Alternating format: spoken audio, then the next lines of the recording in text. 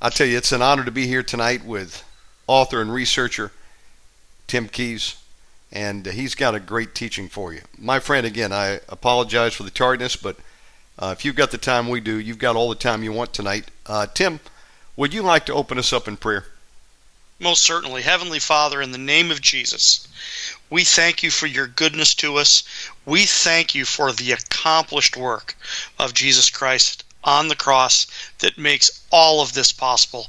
And we thank you tonight, Father, for the illumination of the Holy Spirit as we dive into your word and to history to better understand you, to better understand your relationship with your people and what you already have done for us in our lives and will continue to do for us in the name of Jesus Christ. Amen. And Tim, before you start tonight, for those that may be here for the first time, I would like you to give out your contact information. Do you have a website? Do you have a way people can follow you in your ministry? Yes, absolutely. And this is good because this is kind of where I wanted to go tonight anyway. My name is Tim Keyes. That is spelled Keyes.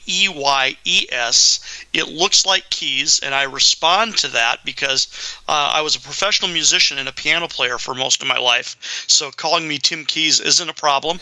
I respond to that just as well as I do Tim Keyes. But it's like the eyes in your head, the eyes you see with a K in front of it. So it's actually pronounced Keyes. Keyes. I apologize. Yeah. Now I got it. Tim Keyes. Like that? Yes. There you go, Tim Keyes. And then my ministry is called God Save the King. And that is the name of my website, www.godsavetheking.org. Very simply. And I got a Facebook page under the same name. I've got a YouTube channel under the same name. And I also have a show on the Truth Be Told Radio Network. Our good friend Kevin Gallagher. I have a radio show on that network as well under the same name, all under God Save the King. Tim, what is the origin of your surname? It sounds either Nordic or German to me. What is it? It's actually British. It's good old-fashioned British. Okay. Yep. Well, as a matter of fact, it's I'll give you the 15-second version. My family were raised with the understanding that it was Irish, and then one of my older brothers delved into our genealogy and discovered that our ancestors landed in North America in about 1640. So that makes me about as American as you can get. Man, that's pretty cool. We got some cool. kinfolk up there from Wales somewhere. But I've never been over to the UK yet. I hope to get up there and maybe meet some of our listeners like Sister Maria tuning in from London tonight. Wherever you are tuning in from tonight, we're glad to have you. Sister Jen in Australia, welcome aboard. We're going to get started. Brother Tim, the microphone is yours. Take it away. Well, thank you, sir. I appreciate that. So part of what I want to do tonight is Shannon and I really appreciate the privilege of being on the show. The first time I came on your show, I discussed a couple of the common misconceptions that are associated with the Nativity story. And the one we focused in on at that time was the fact that we really misunderstand the phraseology, there was no room in the inn, out of the Gospel of Luke in chapter 2, because we think that means a motel. And in reality, it's the Greek word for a guest room in a private house. So what we learned from that is that Jesus wasn't actually born in a stable because they were cast out of the local motel by the night manager. It means there was no room in the guest room in a traditional Judean home. And so it really changes the story. And then on my second time on your show, we dove into some really deep material. We talked about clay tablets, cuneiform clay tablets that have been discovered in ancient Mesopotamia that help us understand who the Magi were, who were the wise men that came and visited first the Roman appointed client king of Judea, Herod the Great, and then they went on to visit, of course, the young child Jesus in Bethlehem as well. But those clay tablets really help us understand who the Magi were, because those clay tablets were frankly written by the Magi themselves. So we've got two pretty significantly different subject matters that I have discussed so far, but they all go towards the fact that my area, my specialization, I hesitate to call myself an expert, but it is definitely my area of specialization, is that I focus in on nativity. And the reason for that is because the traditional nativity story, as I have discovered over the years, frankly, contains more errors than it does factual accuracy. So what I've been trying to do for 35 years now is that I've been retelling the nativity story based upon what it really would have looked like.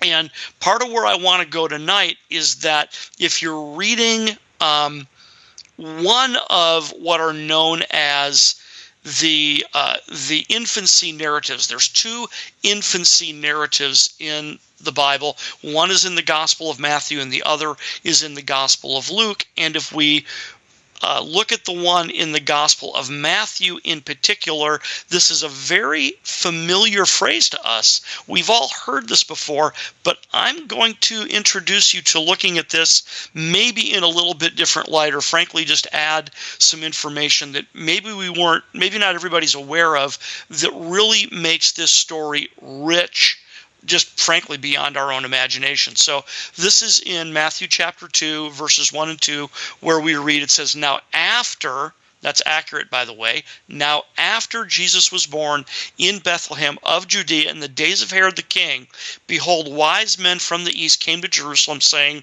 Where is he who was born King of the Jews? For we have seen his star in the east and have come to worship him." Now, we usually stop right there because that is what we are familiar with. But if you move on to the next verse, this is kind of the verse I want to focus on, because it says in verse 3, "And Herod was troubled, and all Jerusalem with him." Now, why is that? Why would Herod be troubled? And frankly, why would all Jerusalem be troubled with him? And the way we have to answer that question is, number one, we have to understand who Herod is. And we have to understand the backstory to Herod is, because Herod at this point in time is right around 70 years old. He's quite old. He is in very poor health. A lot of commentators believe he's also suffering from a form of, frankly, kind of mental or psychological breakdown at this time. So he's frankly kind of going mad as well. And he's not a very pleasant person at this time. But this is the very end of his life. I mean, as a matter of fact, based upon the chronology that I believe is accurate, when we are told that the Magi come to visit him, he is within 30 days to 4 to 6 weeks of his death. He is about to die. So we don't learn very much about Herod from just these couple of verses.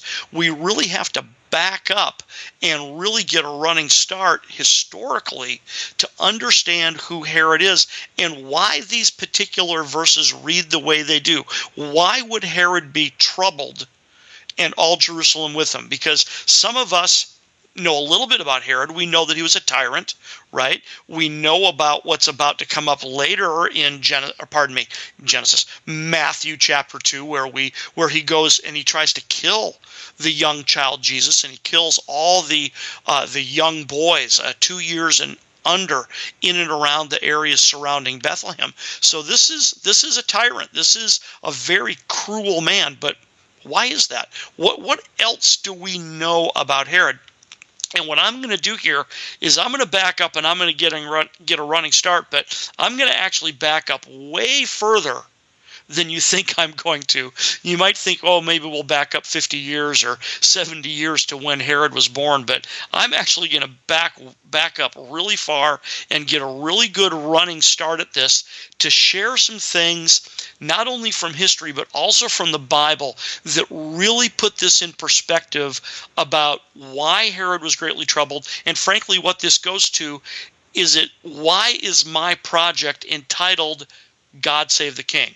Because on one hand, that's a clever title, okay? It was actually invented by my older brother, God bless him, he's passed away now, but he actually came up with that title about 35 years ago, because what we're contrasting here is contrasting Herod, the Roman appointed king of Judea, and we're contrasting Jesus of Nazareth, who the Magi, okay, the wise men from the east, who the heck are they? They show up at Herod's court and they say, where is he who is born King of the Jews? Because Herod was not born King of the Jews. So they're doing something extraordinarily bold here, which is they're marching right into his royal court and saying, hey, by the way, where's the legitimate king? Because you're not him. They know he's not the legitimate king, and they're in search of the legitimate king. So this is stunning. This is absolutely stunning. This is Game of Thrones on steroids, and because it involves the King of Kings and the Lord of Lords. So we're going to back up and take a running start at this, and we're going to back way, way, way up. I actually want to take you all the way back to the book of Genesis to just plant, pun intended here, to plant some seeds for you to follow along as this whole thing moves forward. And then what I'm going to do, frankly, is I'm just going to get as far in this story as I can, and then Shannon, you might just have to invite me back to finish it up. We'll just see how far we get. You take your time. Absolutely. Plan on coming back. In fact, I want you to get me a date for June. Let's count on it. All right, let's count on it. So I will take my time tonight, and maybe we'll just be doing part 2 of this when we meet in June, so that people can really get a grasp of what I'm driving at here. So those of us that are familiar with the Bible, if we go back to the book of Genesis, beginning in Genesis chapter 12, we learn about this man named Abram, and then later he gets his name changed to Abraham. And in Genesis chapter 12, and then in 13, and in chapter 15, and in chapter 17, God cuts a covenant with Abraham. Okay? Now, if you're a Jew, the cornerstone of your religion is what is known as Torah. And Torah means the first 5 books of the Bible. But sometimes we mistakenly equate this with the quote-unquote law of Moses, whereas the law of Moses really is the Mosaic covenant that we learn primarily about in the book of Exodus, when Moses comes down off of the mountain with the clay tablets, right, that are etched by the hand of God. But even though the first 5 books of the Bible were written by Moses, they contain historical events that precede the giving of the Mosaic covenant. So in a way, this information precedes the law of Moses. And this is very important because this is the plan that God has for Abraham, Isaac, and Jacob, this covenant and their descendants, right? So we read in Genesis 12, 13, 15, 17 that God cuts a covenant with Abraham, and this becomes known as the Abrahamic Covenant. And God promises Abraham many things, but what's really amazing about this, because the Bible helps us out here, the Bible interprets itself. When you read everything that God promises Abraham, it actually breaks down into 3 very convenient categories. God promises Abraham a land. He tells Abraham, I am going to choose a land, and I'm going to put you and your descendants in that land. So that's category number 1 is the land. Number 2 is what we call the seed, which refers to all of Abraham's descendants, like we just said. So those are the first 2 components of this, is that God is going to choose a land. God is going to cause Abraham, and of course we know the story that he and his wife Sarah are having real problems having children, and he promises them that they're going to have multitudes of descendants, right? So God is going to choose a land. He's going to put the descendants of Abraham in this land. And then category number 3 is that he is going to bless them in the land. So those are the 3 categories: the land, the seed, and the blessing.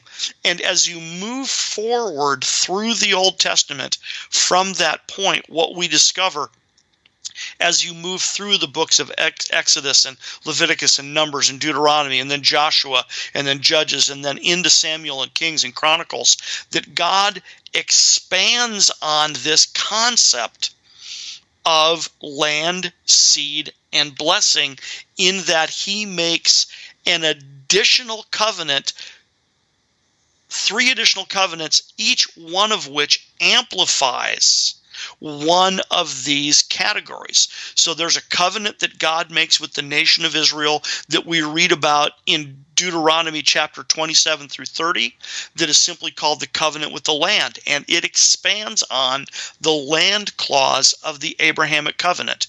And then there's a covenant that is cut between God and the nation of Israel, with David acting as the representative for the nation of Israel, and we find that in 2 Samuel 6 and 7. We find it in Psalm 89. And this one is known as the Davidic covenant, and the Davidic covenant expands on the seed clause, right? The descendant clause of the Abrahamic covenant, especially this person that will come to be known as the Messiah, the promised seed, okay? And then the third covenant is actually made between God and the nation of Israel, with Jesus's disciples acting as the representatives for the nation of Israel. And this is called the New Covenant. And this is really important because I never understood this when I was a young Christian. No one ever really explained it to me, and I almost had to kind of figure it out for myself, that the New Covenant is not a covenant that's made with the church. The New Covenant is a covenant that is to be made with the nation of Israel. And we, as followers of Jesus Christ, we get to take part in that covenant. But the new covenant isn't for the church. The new covenant is for Israel. So the whole point of what I'm driving at here is that God makes this covenant with Abraham, and he promises him a land, a seed, and a blessing. So the fulfillment of that, rather obviously, is that once again, God chooses a land. He's going to put the descendants of Abraham in that land, and then he is going to bless them. And the blessing, by the way, it's implied throughout Scripture until we get to the point where it's explicitly stated that the implication of what the blessing is that he is going to inhabit his people. God is going to manifest himself among his people. So the question that we have to ask ourselves, however, to help us understand the Bible, frankly, from Genesis to Revelation, and then also how I'm going to tie it in to God Save the King, is, did Abraham ever receive the fullness of what God promised him? And the simple answer to that is no, he didn't. Okay, so this brings us into this whole understanding of what we call eschatology, which is that if God is a covenant-making and covenant-keeping God, then he has to raise Abraham and Moses and David and Joshua and every old covenant believer that believed in these covenants. He has to raise them from the dead in order to fulfill his covenant promises to them by putting them in the promised land and then blessing them in that land. And that has never occurred. Okay, now that's to help your understanding of eschatology, but now I want to tie it into God Save the King. But before we do that, I'm actually going to take just a couple of minutes and back up even further and tease you a little bit by pointing out the fact that the land, the seed, and the blessing actually starts all the way back in Genesis chapters 1 and 2. It's right there when we read that in the beginning God created the heavens and the earth. There's the land, right? And then in Genesis 1:9 he says, let the waters that are under the heavens be gathered together in one place, and let the dry land appear. See, so there's this seed, once again, pun intended, there's this seed regarding the land. And then, of course, the next thing he does is God starts creating. He says, let the earth bring forth grass and herb that yields seed, and fruit trees that yield fruit according to their kind, and the seed is in itself, right? So here's the land and the seed. And then, of course, then God's crowning achievement, of course, is that he creates humanity. right? Well, he creates humanity, quote unquote, in his own image. So is that not his seed? And then right when he gets done creating humanity in Genesis 1 verses 26 and 27, the very next thing it says in verse 28 is he said, then God blessed them because he walked and talked with Adam and Eve. We know this. So this really is an amazing, amazing picture of God's, frankly, eternal plan for humanity, is that he has always intended to create descendants and put them in a land and then bless them by inhabiting them. Right? So this will help your understanding of the whole Bible. It'll help you understand Israel. It'll help you understand your eschatology. But now we're going to move into, why is it connected to God Save the King? Why is it connected to the Nativity? And I want to point out one more thing before we dive straight into that, which is we have this wonderful little irony in the second half of the book, or last third, I should say, probably the better way to say it, the last third of the book of Genesis. We have this wonderfully ironic story about Joseph in Egypt. And here's your homework assignment, if you dive into that story and you looked for seed, land, and blessing in that story, you will find it. But you will find it in this wonderfully and horribly tragic, ironic sense, that we're told that Joseph rules over Potiphar's house, and then he rules over the prison, and then he rules over the whole land of Egypt. Well, the only problem is it's the wrong land, isn't it? Isn't he supposed to be ruling over the land of Canaan, right? And then we read that Joseph's brothers refused to bow down to him, but the Egyptians really don't have a problem with that. Pharaoh commands it, and all the Egyptians bow down to him, but the only problem is it's supposed to be his brothers, not the Egyptians, so isn't that the wrong seed? Okay, and then Joseph, clearly the Lord, we're told that the Lord was with Joseph in everything that he did. So on one hand, there's the blessing, and there it is. But on the other hand, it's like, well, wait a second, it's the wrong land and the wrong seed. So it's really interesting to watch how God works in this really ironic twist of land, seed, and blessing until we get to the end of the story, when we are told that very classic line. Joseph is confronting his brothers, and he says, you intended it for evil, but God intended it for good. God sent me before you to save life. In other words, to save the messianic line so that he could fulfill his covenant promises of land, seed, and blessing. So now, to tie this into God Save the King, we need to jump forward to the time of Saul and David and Solomon. And this is the period of time that frankly we can call the United Kingdom, okay? Because all the way back in Genesis, when God made this covenant with Abraham, in Genesis 15, he tells Abraham that the land he is going to give him, okay, the land he is going to give him is from the river of Egypt to the river Euphrates. Now, that is significantly bigger than modern Israel, right? We talk about, Israel today and the land they inhabit.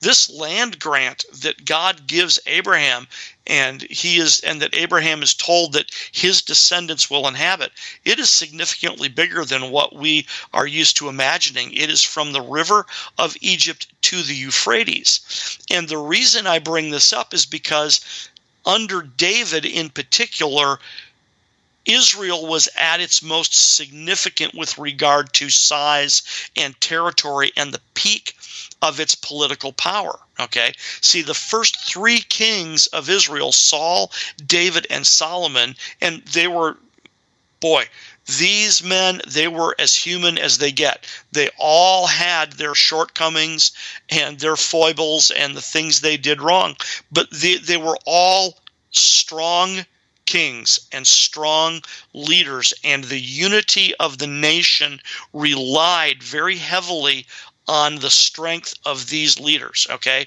And they were strong and capable, if not always exemplary, leaders. But Israel was at the peak of its power and influence and its territory at this time. So if you were a citizen of the kingdom of Israel under Saul, David, and Solomon, you would be asking yourself, is this not the promise given to Abraham, with the obvious exception of, well, where is the one, the promised seed, the Messiah? Okay, he's clearly not here yet, but this is as close to we ever see under the Old Covenant in the Old Testament times. This is as close as we ever see to the fulfillment of the Abrahamic Covenant. Okay, so in a certain way, people had to be looking at this and saying, oh my word, the covenant is being filled, because by the end of Solomon's reign, the Hebrew nation had defeated their enemies, they had built the temple, they had developed a flourishing economy, and they had frankly become the center of the civilized world, and they had achieved a significant degree of peace and unity, along with being at the pinnacle of their strength and influence. So they had to be saying, oh my word, this is the covenant being fulfilled. This is the covenant being fulfilled. But the problem with that is that oftentimes when you reach the top, there's only one way to go, and unfortunately that's down. And that is what comes next, and it appears to throw the entire plan of God into turmoil. Because the next thing that happens is that Solomon's son, Rehoboam, he ascends the throne. And the short version of what happens with Rehoboam is that he's young, he's inexperienced, he's arrogant, and worst of all, he is prone to following bad advice, okay? He inherits his father's, what's the word I want to use here? Advisors. He inherits his father's advisors, but he basically says, yeah, those old fogies, don't pay any attention to them. You need to listen to your young friends that are your age, because they're the ones that really need to know what's going on. And, and the people, his father's advisor said, be gracious towards the people, give them grace. Give them grace. And Rehoboam doesn't do that. He treats the people very harshly, and as a result, he loses it. The kingdom divides. There's his nemesis is a young leader named Jeroboam, and according to the Talmud, Jeroboam was extraordinarily gifted and a superior person with an abundance of charisma and a great organizer and a magnificent scholar. And the irony is that Jeroboam himself probably would have followed Rehoboam if Rehoboam had done the right thing, but he didn't, and it caused this rebellion. So Jeroboam takes 10 tribes that rebel against Rehoboam's rulership, and they form the northern kingdom of Israel, okay?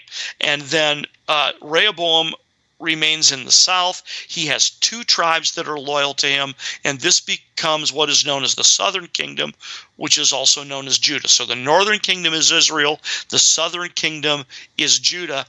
And the challenge here is if you're a devout Jew who is a believer that you are one of the covenant people of God, you're really wondering what's going on. You are really what just happened. We were under Saul and David and Solomon. Everything was so wonderful. And now, what is this? What is going on here? So now we've got to fast forward, okay? So that's all right around roughly 1000 BC. Saul, David, Solomon, right in there, okay? So now we're going to fast forward roughly 300 years to 721 BC, which is when the big gorilla on the block, the Assyrian Empire, invades and captures the northern kingdom. and they burn Samaria, which is the capital of the northern kingdom. They burn it to the ground, and they take a significant portion of the inhabitants of the northern kingdom captive into their other lands. And what the Assyrians did, their foreign policy was they would take people they captured in one area and move them to another area of their empire, and then they would take other people that they captured in another area and move them to that area that they had conquered as well, thereby mixing up the ethnicities of the inhabitants in the areas that they had conquered. And what this would do is it would dilute their national identity so that they were less likely to rebel and to fight back. Okay. Now the irony is that the Assyrian Empire, which had been the dominant empire in northern Mesopotamia for upwards of about 700 years at this point in time, they're on their way out. They're actually starting to diminish. And it is the Babylonian Empire in southern Mesopotamia that is starting to rise up. So if we fast forward about 100 years, the Assyrian capital is overrun by the Babylonians, and the capital at that time was Nineveh, so they moved their capital to Haran, and then Haran gets overrun by the Babylonians, so they move their capital to Carchemish, and then in 605 BC, we have one of the most famous battles, most important and most famous battles of the ancient world, called the Battle of Carchemish, and this is when the Babylonians defeat the Assyrians once and for all, and it is now the Babylonians that become the major dominant power in the ancient Middle East. But what they do is they inherit not only all the land, but they also inherit all the people that the Assyrians had conquered before. But not only that, when the general of the Babylonian army that defeats the Assyrians, he's this guy that we all know his name. His name is Nebuchadnezzar. And Nebuchadnezzar actually gets word after the Battle of Carchemish, which is in modern-day Turkey, okay? He gets word that his father has died and that he's no longer just general of the army. He is king of the empire. So he needs to return to Babylon to establish his rule. But he decides that along the way, he's just going to make a little detour and stop in Jerusalem and capture this temple that is in Jerusalem and subjugate the southern kingdom, the Judean people. The northern kingdom kind of de facto already belongs to him because he's defeated the Assyrians, but he's going to make this detour and capture Jerusalem along the way. So in 605 BC, he actually sieges Jerusalem on 3 separate occasions, once in 605 BC, once in 597 BC, and then a third time in 586 BC. Because what happens is that he sieges the city, he captures the country, similar to the Assyrians, he takes a lot of captives, royalty and nobility and influential citizens. The elite citizens, right, are taken captive back to Babylon, where they are going to be trained to work in his court, pretty much is what it boils down to, because an educated man is an educated man, and that was a valuable asset. So, for example, in the first deportation, that's when Daniel and Hananiah and Mishael and Azariah get taken captive. Then in the second deportation, that's when Ezekiel gets taken, for example. And then in the third deportation, at this time it's the third siege of Jerusalem, is when Nebuchadnezzar's just had it with the Jews. They've been so rebellious that the temple and the city are burned to the ground, and he's just had enough of this, right? So now you have this giant chunk of the southern kingdom that is taken captive back to Babylon. So what this has done through the Assyrian and the Babylonian captivities has established a large Jewish community outside of, here you go, the land. Okay? The seed is not in the land. So now if we fast forward again, we fast forward about another 50 years, the next big empire is the Persian Empire. They conquer the Babylonians.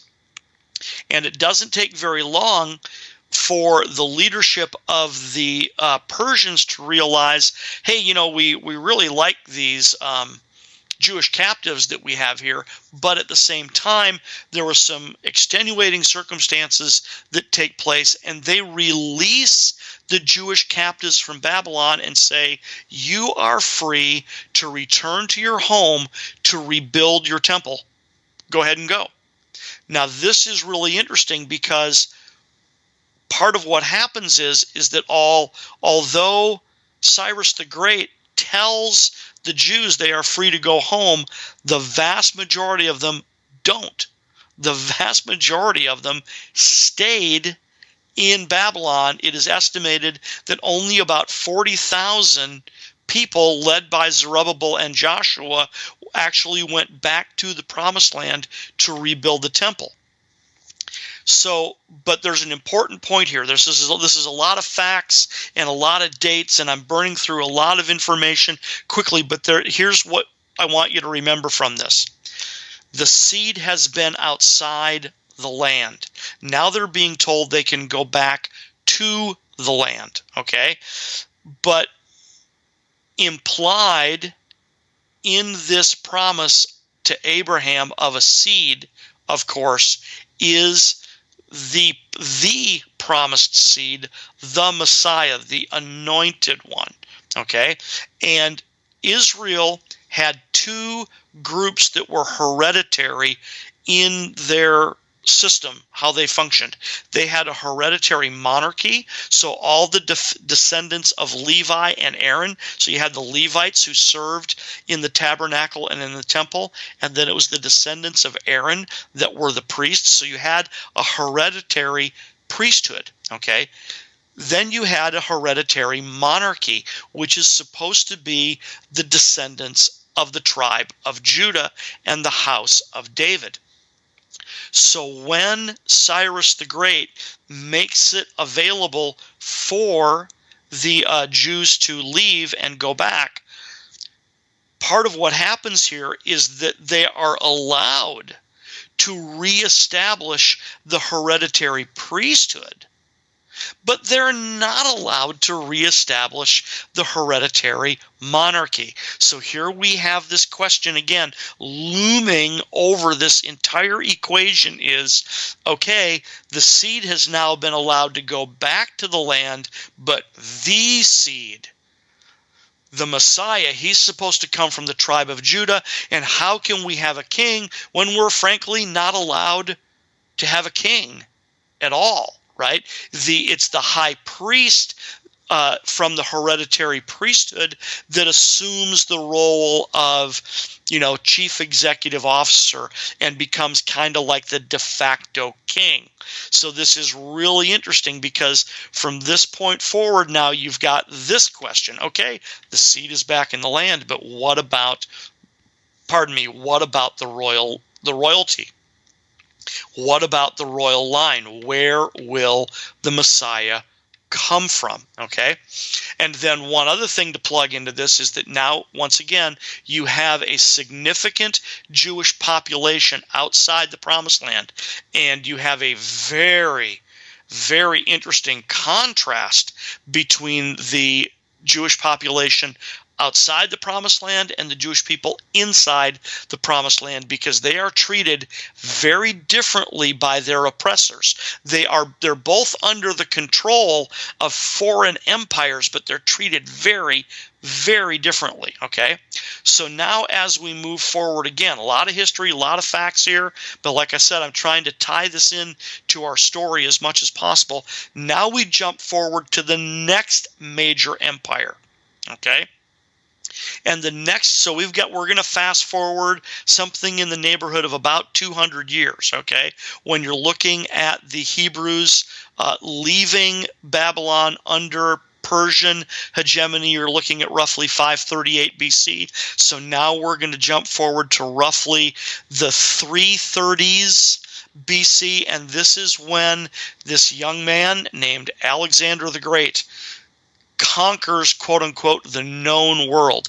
The Persians and the Greeks had been enemies for several hundred years. The Greeks hated the Persians, couldn't stand them, and it's actually Alexander's father that raises a great army and is planning on invading Persia. He actually gets assassinated, so his young son Alexander inherits his army and inherits his vision of getting back at, of seeking revenge against the Persians. So in 331 BC, it's at the Battle of Gaugamela that Alexander the Great defeats Darius III, and this precipitates the final fall of the Persian Empire. They are going to finally be defeated, and Alexander is now going to rule this massive chunk of territory all the way from Greece in the Mediterranean all the way to the Indus River in India. It's an enormous landmass that he is in charge of. And so he wins this big battle in 331, and it's not even 10 years later that Alexander, his capital is at Babylon, but he dies. And this is due to the consequence of he was a severe alcoholic, for one thing, plus the combined effects of, frankly, 12 years of military campaigning. So that means disease and fever and exhaustion and, frankly, I'll just go there, debauchery. I mean, he did not live a healthy lifestyle at all, and it finally caught up with him at a young age, and he dies, okay? And now he's got this huge empire that now lacks this hyper-charismatic leader. He's not there. So what we have over roughly the next 20 years are what is known as the Wars of the Diadochi. And the Wars of the Diadochi, it's his successors. It's Alexander's generals. And what they're going to do is they're going to carve up his empire, and they're going to go to war with each other until in about 20 years the lines are drawn and they finally settle on who gets which chunk of Alexander's territory. So a general by the name of Ptolemy, he had already been appointed the governor of Egypt, so he simply declared Egypt to be his. And there you go. But then he also immediately moved into Judea and captured Jerusalem. So initially Jerusalem is under the general named Ptolemy. Then another general named Seleucus, he claims Babylon, Mesopotamia, and all of the eastern provinces. That's going to belong to him. And then a general named Cassander claims Macedonia, and a general named Lysimachus, he controls Thrace and a big chunk of Asia Minor. But the ones that we want to focus in on are Seleucus and Ptolemy, because as I said, Ptolemy controls Egypt, and then Seleucus controls Mesopotamia and the provinces to the east, but that puts Judea and Jerusalem and Israel right in between these two empires. And as I just said, Ptolemy, as soon as Alexander is, pardon me, I didn't say that right. As soon as the lines are drawn, right? Actually, I did say that right. Pretty much as soon as Alexander dies, Ptolemy moves in and takes Jerusalem. He just runs right across the border and takes Jerusalem right away. Then it takes 20 years for things to get settled, right? But now what you have is now you've got, like I said, you got Ptolemy in Egypt, you got Seleucus in Mesopotamia, you've got Judea right in between. For the next about, guesstimate, about 150 years, roughly 150 years at this point, 160, 175 years. Over the next 175 years, the Seleucids and the Ptolemies, those two dynasties, are going to fight 5 wars over the control of Judea and Jerusalem because they want that temple, Okay, I mean, it's got so much gold, they want to be able to go in there and raid the temple and gain wealth for themselves, right? So finally, in 195 BC, they sign a peace treaty, and it's the Seleucids that are granted control of that region, including Judea and Jerusalem. And then about 20 years later, in 175 BC, a particular Seleucid king ascends to the throne, and his name is Antiochus the Fourth, or Antiochus Epiphanes. And as I mentioned earlier, part of what we've got going on here is that you've got this distinction now between the Jews that are outside the land and the Jews that are inside the land. And ironically, it's the Jews that are outside the land that are having an easier time. The Jews in Babylon are actually integrating with Babylonian society. They're allowed to own businesses. They're pretty much allowed to worship their God unencumbered as long as they pay their taxes and their tribute and stuff like that under both the Persians and the Greeks. They're kind of left alone.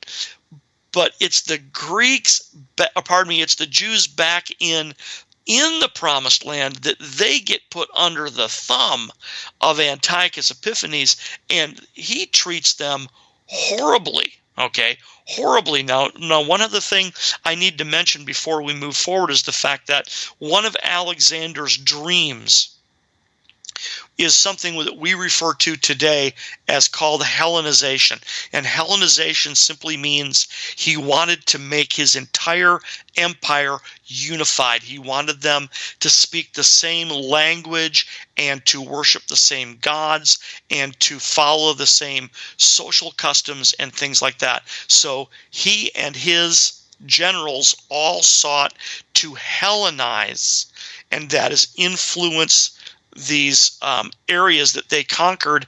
And like I said, same language, Greek, same culture, same religion, etc., etc. And this will become significant in a moment, because it's not just the Hellenization that is being, frankly, forced down their throats by the Greek rulers, but now it's the Jews themselves, some of whom are beginning to adopt Hellenistic practices, that this creates a huge problem because, as I mentioned, Antiochus Epiphanes, Antiochus IV, he is really putting the screws to the Jews that live in the Promised Land. He's oppressive in the extreme, right? And most of the Jews, they don't want anything to do with him. They hate him. They just want to be left alone. They want to practice their religion. But some Jews are starting to adopt these Hellenistic practices. And where it really comes to a peak is in a couple of areas. One is with regard to the office of the high priest, because the high priest is the de facto king of the Jews at this point, because they've got the hereditary priesthood, but not the hereditary monarchy. So he's kind of the de facto king. But because you have a faction of the Jews that is against Hellenism, and you've got a faction of the Jews that is for Hellenism, the office of the high priest becomes highly politicized, and you've got both sides, frankly, trying to bribe Antiochus to appoint the right person that they want to be the high priest. So it's getting really ugly really fast. Really ugly, really fast. So what happens here is that Antiochus, as I said, he really puts the screws to the Jews in the Bible lands, in the Promised Land. He starts declaring certain components of Judaism illegal. That he says, no, you can't do that anymore. So he doesn't, quote unquote, outright declare Judaism illegal. But when I read you the list of things that he makes illegal, that's the effect. He winds up making the entire religion illegal. So he forbids all temporal offerings and sacrifices on the pain of death. Okay? Oh, come on. They can't offer sacrifice? For crying out loud. He forbids circumcision on the pain of death. He forbids the observance of all Sabbaths and festivals on the pain of death. And he forbids the reading of Torah on the pain of death. Well, come on. Offerings, circumcision, Sabbath and festivals in the Torah, what else do they have? He has effectively made it illegal to be a Jew. And then to top it all off, he loots the temple. He takes the golden altar of incense, the golden lampstand, the table of showbread. He erects an idol of Zeus in the temple precincts. He strips all the gold plating, and he even takes what are called the secret treasures of the temple. The secret treasures are the private fortunes of the people that were kept there for safekeeping. So finally it gets to the point here where the Jews, of course, they just can't take it anymore. So, the crowning insult comes on the 25th of Kislev, the Jewish months of Kislev in 167 BC. The crowning insult is Roman Parthia head-to-head against each other with Judea right smack in the middle. So as I indicated earlier, this is why this is called God Save the King, is because what king are we talking about? Are we talking about the Roman appointed king of the Jews, or are we talking about the Mashiach Nagid, the promised seed that goes all the way back not only to the Abrahamic covenant, but frankly to Genesis chapter 3 and even Genesis chapter 1, that the Son of God is going to come into the world as the Mashiach Nagid, and he's actually coming into the world on a world stage that is actually in absolute turmoil over the thrones of these various regions, whether it's the throne of Rome or the throne of Parthia or the throne of Judea or the other client kingdoms in the area. The world is in turmoil, and there is I forgive my language, but I love saying it this way. There's sex, drugs, and rock and roll.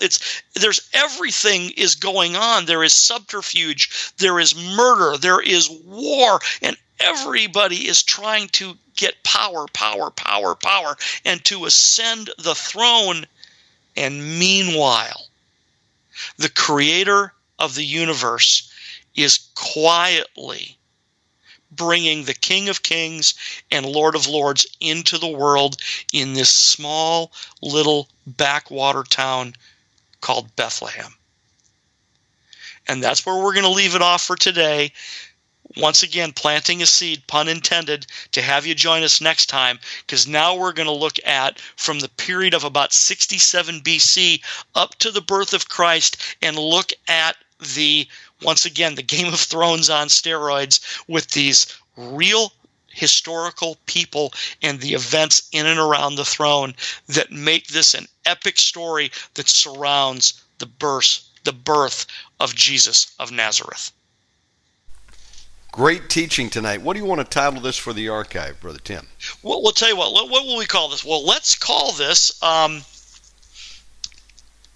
let's just call this God Save the King Part 1. Awesome. We're live with Tim Kais. And Tim, give out your contact information again. How can people find your website and learn more? Absolutely.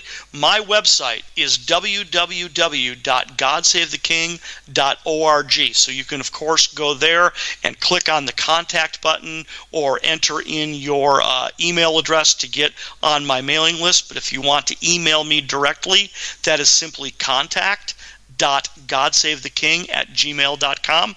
I'll say that again, contact.godsavetheking@gmail.com.